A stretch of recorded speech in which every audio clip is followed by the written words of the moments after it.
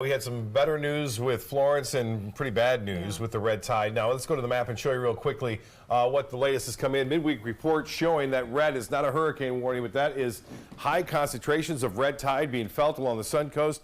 And just a week ago, there were no high reports. So you get the picture. It's back, and it's back in full effect. It's always been around, but it's really intensifying now. This is typically the time of year that it really starts to get going, too. Late summer, early fall, and we're starting to see an explosion of red tide, even offshore now, 10 miles offshore. Now, the east wind, you don't get the impacts as much, and it looks like we'll stay with an east wind tomorrow. The full report comes out on Friday. We'll keep you up to date. Boy, a tremendous amount of lightning. Did several Facebook Lives and also sent out some notifications on our First Alert weather app. This was shot from Rob Waterworth from our studio this evening, shortly after 8 o'clock, and continuous lightning. I mean, we're talking continuous lightning for over an hour across places, and a lot of cloud-to-cloud lightning that you're seeing there, but a lot of cloud-to-ground, too, knocking power out to folks in Manatee County, and it looks like most of that lightning is over, although we're still getting a few rumbles of thunder outside our studio. You can see some of that happening right now. Even though the storms aren't all that intense, there's still enough energy in the atmosphere to release a few bolts. So we had highs today into the mid-90s, just enough heat and energy. The sea breeze worked its way in. The East Coast breeze came all the way over. The two met into central portions of our viewing area and just fired up those storms and heavy rainfall. There was a flood advisory at one point for parts of Manatee and Sarasota counties. You got to look at the green there. That's over 2.5 inches of rainfall in just a short period of time, and that caused some minor flooding problems. That flood advisory has since expired.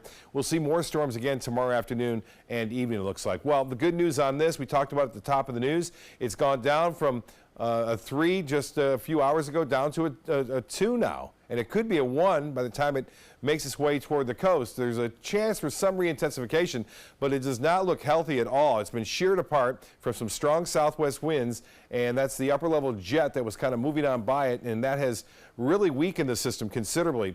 The top wind's now at 110 miles an hour, making it a strong 2.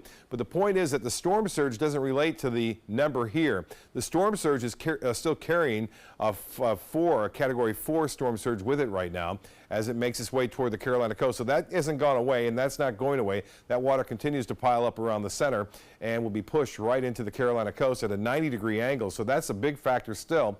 Looks like it will make landfall sometime late Thursday night, more so Friday morning, as a Category 2 storm. I think winds right around where they are at now, and then it will be downgraded to a Category 1 or tropical storm by Friday midday, and then it continues to work toward Georgia, and there's still a chance it could be out here in day 3. There's still a lot of uncertainty. That's why the cone is so wide here. Typically on 3 days that cone is so narrow, but this one, it means that there's still a lot of uncertainty with it. But one thing is certain, that the wind field is expanded. From the center out, over 110 miles, tropical storm force winds are being felt, and that continues to get stronger and stronger each advisory. So power outages, a real big deal there. We're going to see millions of people without power. Severe power outages right there near the coast, near Wilmington, and stretching off to the east, even into Georgia. Now, as far as the rainfall goes, that hasn't changed much. There's still catastrophic rain possible with this system as we move through time and that storm surge. Now, one more storm real quickly. This is going to be moving off to the west. More than likely, it will open up to a wave. There's a chance it could redevelop here in the Caribbean and then start to bend toward the Gulf of Mexico, so we'll have to watch it. Midweek to late week next week. There are some models that take it kind of toward Florida at this point, but right now, nothing to worry about. We just have to watch it throughout the early part of next week. For boaters tomorrow, not much going on. Seas will be running generally 2 feet or less. And as far as the 7-day forecast, a good chance for afternoon storms tomorrow. Again, a 30% chance on Friday. The closer Florence gets to, say, Georgia, we could see our rain chances increasing somewhat if we get some of those feeder bands headed our way. Jacqueline? All right, Bob, thank you.